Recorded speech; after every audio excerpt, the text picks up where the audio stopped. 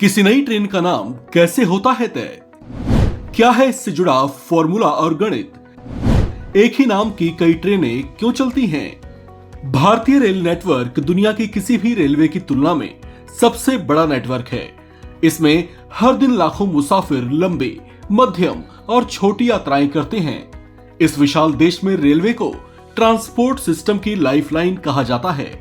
हवाई यात्रा को छोड़ दें तो इसके बिना लंबी दूरियां तय करने की कल्पना भी नहीं की जा सकती। आजादी के बाद से भारत में रेल का नेटवर्क आज देश के कोने कोने तक पहुंच चुका है, जिन्हें जोड़ती हैं इन पटरियों पर सरपट भागती ट्रेनें। देश में हजारों ट्रेनें अलग अलग रूटों पर लगातार दौड़ती रहती हैं। यात्रा को सुगम बनाने और यात्रियों की सहूलियत को ध्यान रखते हुए हर ट्रेन को अलग अलग नामों से जाना जाता है, जो अपने निर्धारित रूट पर ही यात्रियों की सेवा में गतिमान रहती हैं। लेकिन क्या आपने कभी सोचा है कि इन अलग अलग नामों वाली ट्रेनों का नाम तय कौन करता है और ये कैसे तय किया जाता है कि किसी ट्रेन का नाम क्या होगा? तो चलिए आज हम आपको बताते हैं कि आखिर इसका क्या प्रोसेस है। दरअसल किसी नई ट्रेन का नामकरण करते हुए कुछ खास फैक्टर्स का ध्यान रखा जाता है। उनमें से एक ये है कि वो ट्रेन किस स्टेशन से शुरू होकर किस स्टेशन तक चलेगी। जैसे जयपुर चेन्नई एक्सप्रेस, ये ट्रेन जयपुर और चेन्नई के बीच चलती है। उसी तरह से दिल्ली अहमदाबाद एक्सप्रेस, ये ट्रेन दिल्ली और अहमदाबाद जंक्शन के बीच तक चलती है।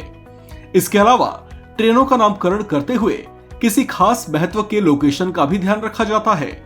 जैसे बिहार में वैशाली नाम की प्रसिद्ध जगह के आधार पर वहां तक चलने वाली ट्रेन का नाम है वैशाली एक्सप्रेस। इसी तरह से उत्तर प्रदेश के गोरखपुर में गोरखनाथ धाम को ध्यान रखते हुए गोरखधाम एक्सप्रेस चलाई गई है। ये ट्रेन गोरखपुर तक जाती है। ट्रेनों का नाम राजधानियों के नाम पर भी रखा जाता है। जैसे राजधानी एक्सप्रेस, जो राजधानियों के बीच चलती है, ये भारत की सबसे अच्छी ट्रेन मानी जाती है। गति और सुविधाओं के लिहाज से ये काफी अच्छी है। इसकी स्पीड 140 किलोमीटर प्रति घंटा है। शताब्दी एक्सप्रेस भारत के पहले प्रधानमंत्री जवाहरलाल नेहरू के 100वें जन्मदिन पर 1989 में शुरू की गई थी। 100 साल के समय को शताब्दी या एक सदी कहा जाता है, इसलिए इस ट्रेन का नाम शताब्दी है। इस ट्रेन की स्पीड 160 किलोमीटर प्रति घंटा है। उसी तरह से दुरंतो ट्रेन, जो कि बहुत कम स्टेशनों पर रुकती है। दुरंतो शब्द का अर्थ ही होता है बिना रुकावट, इसलिए इस ट्रेन का नाम दुरंतो पड़ा है। यह एक बंगाली शब्द है। इस ट्रेन की स्पीड 140 किलोमीटर प्रति घंटा है।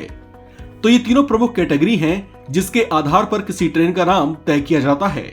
इससे उस ट्रेन को पहचान ही नहीं मिलती, बल्कि इससे जिन स्थानों की वो दूरी तय करती है उसके नाम से उसका परिचय भी मिलता है।